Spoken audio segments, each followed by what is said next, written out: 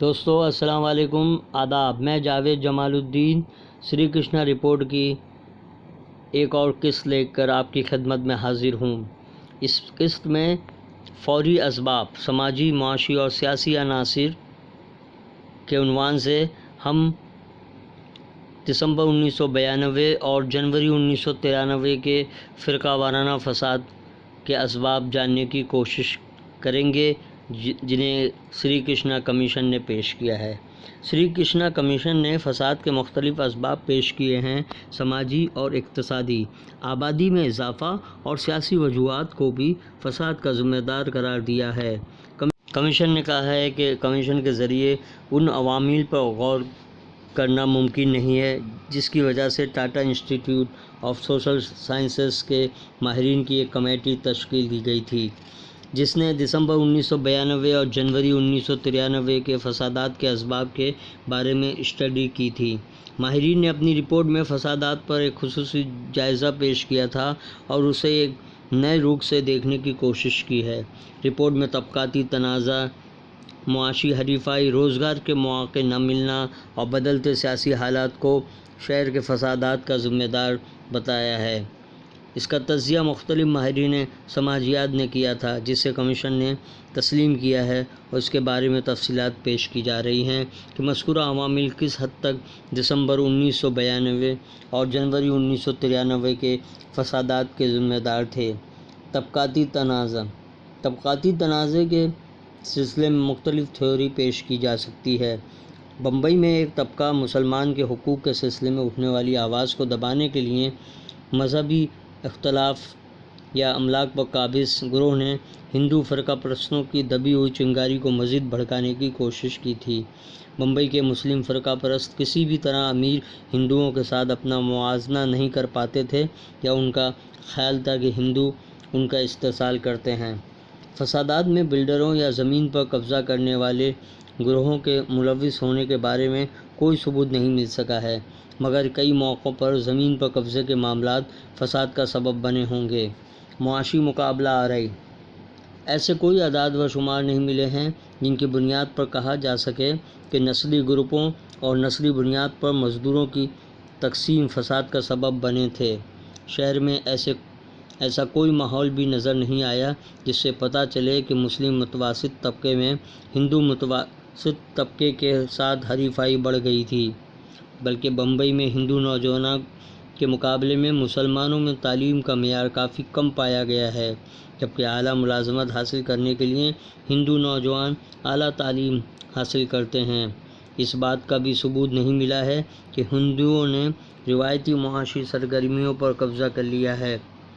اس کے برخلاف bakery, pottery, چمڑے کے سامان، ٹمبر وغیرہ کی تجارت پر مسلمان تاجروں کی گرفت مضبوط پائی گئی۔ ہندوؤں کو ان کی تجارتی سرگرمیوں پر دیگر لوگوں کے قبضے کا کوئی خطرہ نہیں تھا۔ فساد کے دوران مسلمانوں کی شہر سے ہجرت کی وجہ سے بمبئی کی گارمنٹ انڈسٹری بری طرح متاثر ہوئی تھی۔ اصل بات یہ ہے کہ ہندوؤں اور مسلمانوں کو تجارتی طور پر مکمل آزادی حاصل ہے۔ شہر میں 1971 سے باضابطہ سیکٹر میں روزگار مہیا نہ ہونے کی وجہ سے بے روزگاری میں اضافہ ہونے لگا تھا، جو 1981 سے 1990 تک اپنی انتہا کو پہنچ گیا۔ اس درمیان بڑی فیکٹریوں میں بھی روزگار حاصل نہیں ہو رہا تھا، جس کے سبب بے روزگار نوجوانوں اور غریبوں میں بے اطمینانی پائی جانے لگی تھی۔ بمبئی میں بڑی صنعتوں کو ختم کرنے کی مہم نے بھی بے روزگاری کو بڑھایا تھا۔ مہنگائی نے نمک پاشی کی تھی۔ یہ تمام اسباب بھی فساد کا سبب بنے تھے۔ شہر میں نصف سے زائد برسر روزگار افراد بے ضابطہ اداروں میں ملازمت کرتے ہیں۔ ان غیر قانونی اداروں میں ملازمین کا استحصال کیا جاتا ہے اور اس کے علاوہ ان سیکٹروں میں ملازمت کی کوئی گارنٹی نہیں رہتی ہے اور اصولوں اور ضوابط کے ساتھ ساتھ لیبر قوانین پر کوئی عمل نہیں کیا جاتا ہے۔ یہ ممکن ہے کہ اس طرح کے اداروں میں کام کرنے والے فرقہ وارانہ فسادات کا سب سے زیادہ شکار ہوئے۔ 1961 کے بعد شہر میں جھوپڑ پٹیوں میں مسلسل اضافہ ہوا تھا۔ فٹ پاتھوں پر مکانات بنا لیے گئے ہیں۔ شہر میں لازمی ضروریات کا فقدان بھی دیکھا گیا، جس سے مذکورہ بستیوں کے شہری محروم ہیں، اور محرومی کا شکار افراد کے ذہنوں میں جو احساس پنپ رہا تھا وہ بھی نسلی تشدد کی وجہ بنا تھا۔ آبادی میں اضافہ۔ شہر میں بڑھتی ہوئی آبادی کے سبب بھی شہری زندگی متاثر ہوئی تھی۔ بمبئی میں دوسرے بڑے شہروں کے مقابلے میں ایک کمرے میں زیادہ افراد رہتے ہیں۔ شہر میں مختلف طبقوں کے الگ الگ علاقوں میں آباد ہونے کے زیادہ معاملات نظر نہیں آتے ہیں۔ چند علاقوں میں اقلیتی فرقے سے تعلق رکھنے والے شہری اپنے علاقوں میں محدود ہو گئے ہیں، اس کی وجہ سے وہ خود کو الگ تھلگ محسوس کرتے ہیں۔ بمبئی کی سیاسی اور معاشی صورتحال نے قومی سطح پر اسے ایک الگ مرتبہ عطا کیا ہے، لیکن نظریاتی تبدیلی بھی فرقہ پرستی میں اضافے کا سبب بنتی رہی۔ اس طرح کی صورتحال اکثریتی طبقے میں عالمی سطح پر پائی جاتی ہے۔ سیاسی منظرنامے میں تبدیلی۔ ملک میں سیاسی حالات میں چند دہائیوں میں تبدیلی واقع ہوئی ہے۔ پارلیمانی جمہوریت کے ابتدائی دنوں میں سرکاری اور نجی سیکٹر میں سیاسی حالات کی باغ ڈور سنبھالنے کی دوڑ شروع ہو گئی تھی۔ ان حالات نے فرقہ وارانہ رنگ اختیار کر لیا اور اس سے بمبئی بھی نہیں بچ سکا تھا۔ باضابطہ اداروں میں اضافہ اور ہندوتو کی فلک شکاف نعروں اور مسلمانوں کی شناخت کا پتہ لگانے کی کوشش سے بھی دھماکوں حالات پیدا کر دیے تھے۔ ہندوتو کے ذریعے متوسط طبقے کو گمراہ کیا گیا اور اس کے لیے شاہ بانو مقدمہ اور وندے ماترم پڑھنے اور بھارتی ودیا بھون اور انجمن اسلام کے درمیان تعلیمی تعلقات پر احتجاج اور مسلمانوں کی خوشامد یا منہ بھرائی کے الزامات نے ہندوؤں کے ذہنوں کو متاثر کیا۔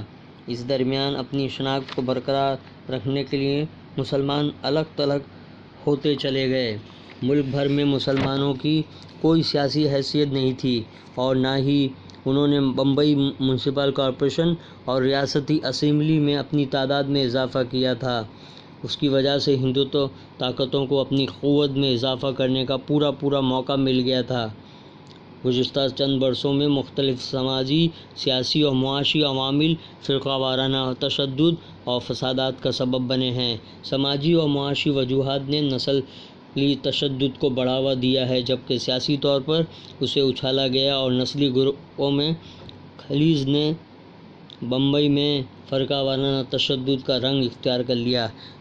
دسمبر 1992 6 دسمبر 1992 کو فوراً فساد پھوٹ پڑنے کے اسباب: بابری مسجد کی مسماری، ہندوؤں کی جانب سے فتح کا جشن مناتے ہوئے جلوس نکالنا اور مسلمانوں کے جذبات کو بھڑکانے کی کوشش۔ پرامن مظاہرین سے نمٹنے کے لیے پولیس کی جلد بازی اور غلط طریقہ اپنانا بھی ایک بڑا سبب ہے۔ جنوری 1993 کے فسادات کا یہ سبب کمیشن تسلیم کرنے کے لیے تیار نہیں ہے کہ مارواڑی ورکرز کے قتل، رادھا بھائی چول کی آتش زنی اور چاقو زنی کے واقعات پر ہندوؤں نے انتقامی کارروائی کی تھی۔ شہر میں 12 دسمبر 1992 اور 15 جنوری 1993 کے درمیان پیش آنے والے واقعات سے اشارہ ملتا ہے کہ مختلف علاقوں میں مسلمانوں پر ان کی املاک کو نشانہ بنایا تھا۔ شہر میں پیشہ ورانہ مجرمین چاقو زنی کے معاملات میں ملوث پائے گئے، جس نے فرقہ وارانہ تشدد کو پھیلا دیا تھا، جن میں ہندوؤں کی اکثریت شکار ہوئی تھی۔ ہندوؤں کو چاقو زنی سے نشانہ بنانے والے دو مسلم جرائم پیشہ افراد سلیم رامپوری اور فیروز کوکنی تھے، جبکہ ہندو فرقے میں اشتعال پھیلانے کا کام پرنٹ میڈیا خصوصاً سامنا اور نوا کال نے کیا تھا۔ انہوں نے مارواڑی ورکرز کے قتل اور رادھا بھائی چول کے واقعات کو بڑھا چڑھا کر پیش کیا تھا، جس کی وجہ سے افواہوں کا دور شروع ہو گیا کہ مسلمان جدید ترین اسلحہ کے ساتھ حملے کرنے والے ہیں۔ افواہوں نے ہندوؤں کے فسادی عناصر کو موقع دیا، جنہوں نے 8 جنوری 1993 سے تشدد میں بڑھ چڑھ کر حصہ لیا۔ اس میں کوئی شبہ نہیں ہے کہ شیو سینا اور شیو سینکوں نے مسلمانوں پر اور ان کی املاک پر اپنے لیڈروں کی ہدایت پر حملے کیے تھے، جن میں شاکا پرمکھ سے لے کر خود شیو سیناچی بال ٹھاکرے بھی شامل تھے، جو ایک سینئر جنرل کی طرح مسلمانوں پر حملے کی قیادت کر رہے تھے۔ مسلمانوں پر شیو سینکوں نے منصوبہ بند طریقے سے حملے کیے تھے۔ شیو سینا کے فساد کو جرائم پیشہ افراد نے اغوا کر لیا اور لوٹ مار اور قتل و غارت گیری میں بڑھ چڑھ کر حصہ لیا گیا۔ شیو سینا نے انتقامی جوابی کارروائی کے نام پر خوب فائدہ اٹھایا اور آخر میں اس کے لیڈروں نے پرامن رہنے کی اپیل کی تھی۔ اب بس کیا جائے۔ سیاسی دباؤ اور مداخلت کے سبب پولیس کمشنر نے متنازع احکامات جاری کیے تھے، جس نے نچلے درجے کے پولیس والوں میں بے اطمینانی پیدا کر دی تھی اور وہ اس کا فیصلہ نہیں کر پائے کہ فائرنگ کرنا ہے یا نہیں۔ وزیر اعلیٰ فوج کو استعمال کرنے کے سلسلے میں 4 روز تک صرف غور کرتے رہے تھے۔ مسلمانوں کے سلسلے میں پولیس کی جانبداری کی وجہ سے مسلمانوں نے پولیس والوں اور افسروں پر قاتلانہ حملے کیے تھے، جس کے سبب تشدد، لوٹ مار اور آتش زنی کے معاملات کی تحقیقات میں کوتاہی برتی گئی۔ باب سوم دسمبر 1992 میں فساد پھوٹ پڑنے کا سبب بابری مسجد کی مسماری پر اچانک رد عمل کے علاوہ اور کچھ نہیں تھا۔ اس رد عمل کی قیادت کوئی لیڈر نہیں کر رہا تھا اور مسلمان پرامن احتجاج کر رہے تھے، جس نے فساد کی صورت اختیار کر لی تھی۔ جبکہ بابری مسجد کی مسماری پر ہندوؤں نے جشن منایا اور اشتعال انگیز نعرے لگائے۔ شیو سینکوں اور بی جے پی ورکروں نے فتح ریلیوں کا انعقاد کیا تھا۔ جنوری 93 میں پرنٹ میڈیا جیسے سامنا اور نواکال کی اشتعال انگیزی نے فساد کو بڑھایا تھا۔ شیو سینا کے لیڈروں کے بیانات اور شیو سینا پرمکھ بال ٹھاکرے کی ہدایات اور تحریروں کے ساتھ ساتھ ٹائم میگزین میں ان کے انٹرویو میں انتقامی کارروائیوں کی وکالت نے تشدد کو ہوا دی تھی۔ جبکہ شیو سینا لیڈر مدھوکر سرپودار اور منوج جوشی نے خیال ظاہر کیا ہے کہ شیو سینا کی دہشت نے شہریوں میں تحفظ کا احساس پیدا کیا تھا، کیونکہ مسلمان جرائم پیشہ افراد نے ہندوؤں کو ایک مخصوص علاقے میں نشانہ بنایا تھا۔ شیو سینکوں نے انہیں دوسرے علاقوں میں نشانہ بنایا۔ کمیشن کے مطابق چند مسلمان اور جرائم پیشہ افراد ہی فساد میں ملوث تھے، جبکہ مسلم لیڈر اور تنظیمیں اس کی ذمہ دار نہیں پائی گئیں۔ دوستو، باب سوم ختم ہوا۔ اب آئندہ قسط میں ہم جسٹس بی این سری کرشنا کے ذریعے قلم بند کی گئی رپورٹ کی شروعات کریں گے، جس میں فسادات کے اسباب اور ان کے تبصرے شامل ہیں۔ اللہ حافظ۔